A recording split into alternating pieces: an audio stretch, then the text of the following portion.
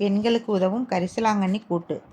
தேவையான பொருட்கள்: கரிசலாங்கண்ணி கீரை 2 கப், பாசிப்பருப்பு 50 கிராம், வெங்காயம் 2, தக்காளி 1, பச்சை மிளகாய் 1, தனியா அரை ஸ்பூன், கடலைப்பருப்பு 4 டீஸ்பூன், மிளகு பொடி அரை டீஸ்பூன், சோம்பு அரை டீஸ்பூன், தேங்காய் துருவல் அரை கப், பெருங்காயம் அரை டீஸ்பூன், மஞ்சள் பொடி அரை டீஸ்பூன், கடுகு 1 டீஸ்பூன், எண்ணெய், உப்பு தேவையானது.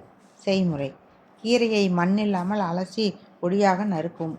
கடலைப்பருப்பு, தனியா, சோம்பு, தேங்காய் துருவலை எண்ணெய் விடாமல் தனித்தனியாக வறுத்து கரகரப்பாக அரைத்து கொள்ளவும். பாசிப்பருப்புடன் மஞ்சள் பொடி, பெருங்காயம் சேர்த்து வேக விடவும். கிள்ளு பதம் வந்தவுடன் அரிந்து வைத்த கீரையை சேர்த்து வேக விடவும். வாணலியில் எண்ணெய் விட்டு காய்ந்ததும் கடுகு, மிளகாய் போட்டு தாளித்து பொடியாக நறுக்கிய வெங்காயம், தக்காளி சேர்த்து வதக்கவும். பின்னர் வேக வைத்த கீரையை கொட்டி தேங்காய் துருவலை சேர்த்து 2 அல்லது 3 நிமிடம் மூடி வைக்கவும்.